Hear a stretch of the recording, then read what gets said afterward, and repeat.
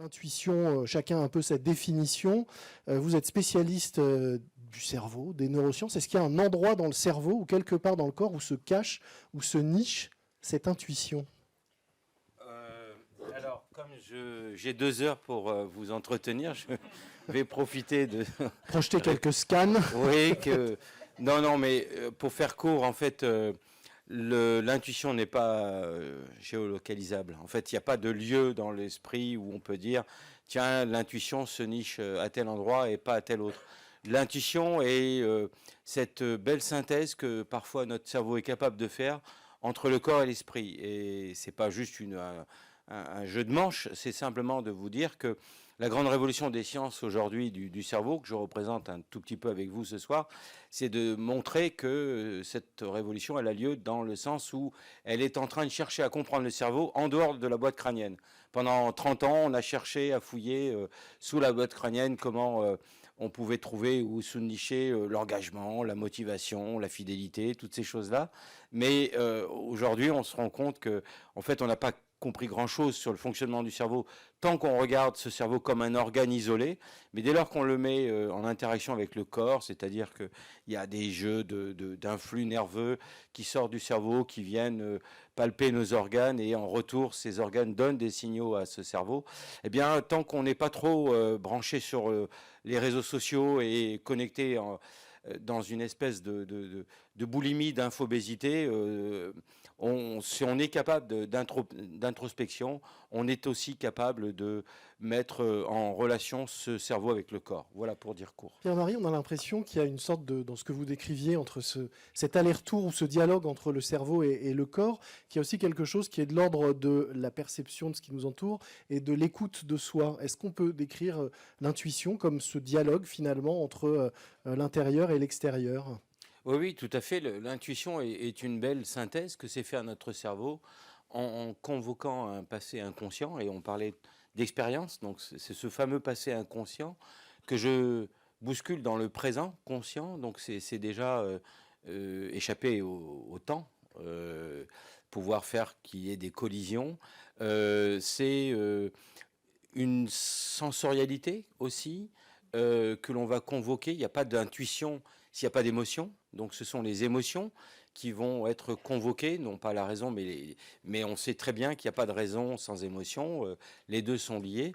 Et donc cette émotion va être la lecture de ce que l'on appelle les signaux faibles. C'est-à-dire que je vais vivre des événements qu'on pourrait qualifier de signaux faibles. Regardez la pupille, quand j'avais quelques heures d'existence de ma vie, j'étais allaité et j'ai vu une pupille devant moi dilatée, et j'ai associé avec du lait qui coulait dans la gorge. Et puis 2-3 ans, j'ai joué avec les cousins, les cousines dans la chambre, et on se partageait les jouets, tout allait bien.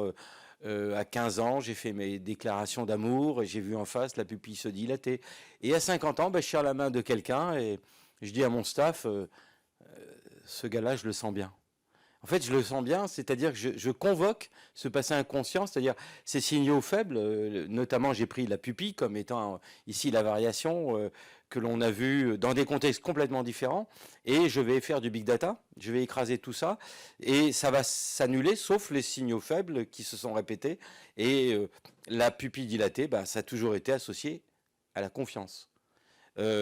Et je pourrais prendre l'exemple inverse. Le jour où j'ai commencé à mordre le mamelon de ma mère, elle n'a pas aimé, je m'en rappelle, ça m'a fait mal. J'avais plus de lait. Quand on a, avec des cousins, on s'est disputé une peluche et qu'on l'a déchirée, eh bien la pupille s'est refermée. Le moment de rupture amoureuse, la pupille s'est refermée, et 50 ans plus tard, j'ai dit, ce gars-là, je le sens pas. Eh ben, c'est de nouveau la convocation de ce passé qui s'est accumulé au travers de ces émotions faibles et ces invariants qui se sont reproduits. Donc voilà, l'intuition. Est-ce qu'on peut dire que l'intuition, c'est un faussaire rationnel qui se cache derrière des apparences irrationnelles? J'aime beaucoup cette phrase. Ah oui, je vais donner. Faudra la prendre en exergue de ce verbatim. Non, moi j'appelle ça les statistiques de l'INSEE. En fait, mon corps va conserver les statistiques de l'INSEE et va puiser sur ce big data qui est l'expérience. Donc, en gros, En gros, il n'y a pas d'intuition s'il n'y a pas d'expérience. Un enfant qui vous dit à 10 ans, ah ben moi c'est l'intuition, on lui dit bullshit. Ta puissance d'expérience et d'accumulation des signaux faibles n'est pas assez grande. Donc voilà, l'intuition n'est pas à confondre avec la première impression. Quand je me réveille parce que je me suis endormi sur le sable et que je vois le soleil au-dessus de la ligne d'horizon se lever, ça c'est une première impression. Mais le soleil ne se lève pas. Je réfléchis un peu et je me rappelle que je suis sur un caillou qui tourne. Le soleil est un point faible, un point fixe. D'accord? Donc la première impression est fausse. Par contre, l'intuition que je vais passer une bonne journée est certainement vraie. Vous voyez? Donc ne confondons pas première impression et intuition. Et ne confondons pas non plus l'intuition avec l'instinct, donc. Alors, bien sûr que l'instinct, là, c'est la possibilité de convoquer un répertoire comportemental qui est sur le temps réel. Donc, la possibilité face à une question, d'apporter une réponse. Mais les animaux sont meilleurs que nous. Et donc, l'intelligence humaine se nourrit de son expérience et donc se démarque de l'intelligence artificielle par ses possibilités d'intuition, par ses possibilités aussi de bloquer les premières impressions. Et l'instinct est un autre répertoire qu'on va plutôt convoquer dans des situations de danger. Pierre-Marie, il y a beaucoup de mots qui reviennent autour de l'odorat. On parle de flair pour parler d'une intuition positive. On dit qu'on sent ou qu'on sent pas les choses, ou encore qu'on a eu du pif quand ça a marché. Pourquoi est-ce que le nez, l'odorat revient autant quand on parle d'intuition? Ça, je m'y attendais pas, celle-là. Mais elle est brillante comme question, puisqu'elle est pile dans le domaine de l'intuition, dans la mesure où l'olfaction, en fait, est le seul canal sensoriel, pardon, à pouvoir pénétrer dans le cerveau sans passer par la gare de triage et le conscient. Ça a un lien direct avec les structures affectives et la mémoire. Donc là, je vous refais la Madeleine de Proust. Et cette puissance d'évocation, de souvenirs, comme on a dit que l'expérience allait être le terreau de l'intuition, tout ce qui va pouvoir révoquer en moi, se ramener dans le présent ce passé inconscient, évidemment que je l'ai dans le nez, celui-là je ne peux pas le sentir, montre combien nous pouvons, par le canal olfactif, être guidés à prendre des décisions dans un champ qui n'est pas forcément conscient. Maintenant, je profite quand même du fait que j'ai le micro pour aussi rebondir sur des choses que j'ai entendues et corriger ou apporter quelques nuances. Alexandra et d'autres, je crois, ont dit que la confiance était importante dans l'intuition. Et ça, je suis absolument d'accord avec cette notion-là, puisque l'intuition, c'est la possibilité qu'a ce cerveau de pouvoir naviguer dans une mer d'incertitude en allant d'îlot de certitude en îlot de certitude. Donc l'intuition est là pour qu'on passe à l'acte et puis on se dit on verra bien. Voilà. Par contre, dire que finalement on apprend à se faire confiance, ça je crois pas. C'est une illusion dans la mesure où la confiance en soi, qui est le tampon qui nous permet d'absorber cette incertitude, ce doute, la confiance en soi est un don que l'on reçoit des autres. C'est-à-dire que la confiance en soi nous vient, il y a les fameuses 1000 premiers jours chez un enfant où on va se gaver, et là, si on a les regards bienveillants des parents, des grands-parents, et puis de tout l'entourage familial, et puis ensuite extra-familial, eh bien, on va partir et avancer dans le monde avec des regards, des mots, des comportements, des intentions qui vont nourrir se disant, finalement, oui, je dois être pas si mauvais que ça. Voilà, on va être dans ce sens-là. Donc la confiance en soi est un don qu'on reçoit des autres. C'est pour ça qu'est devenu maintenant ce terme de relation toxique qu'on n'avait pas vraiment autrefois. Et on découvre aujourd'hui qu'il y a des gens qui ont leur confiance en soi écornée, mais par les relations, les mots, les gestes qu'ils vont avoir dans leur entourage. Et c'est sûr que pour ces gens-là, on va les sortir de ce milieu toxique et leur dire, va dans la nature et tu vas te ressourcer, retrouver confiance en soi. Quand l'humain n'est plus là pour nous donner confiance en nous, heureusement il nous reste un deuxième monde qui est celui du monde inanimé, du coucher de soleil et des arbres. Mais n'oublions jamais que 2 tiers de notre activité mentale est tournée vers l'autre. Et ce qui nourrit d'abord un humain, c'est avant tout la relation sociale. Vous parliez de l'incertitude, d'un monde de plus en plus incertain qui nous amène à prendre des décisions plus souvent et des décisions nouvelles, innovantes sans doute, de plus en plus innovantes.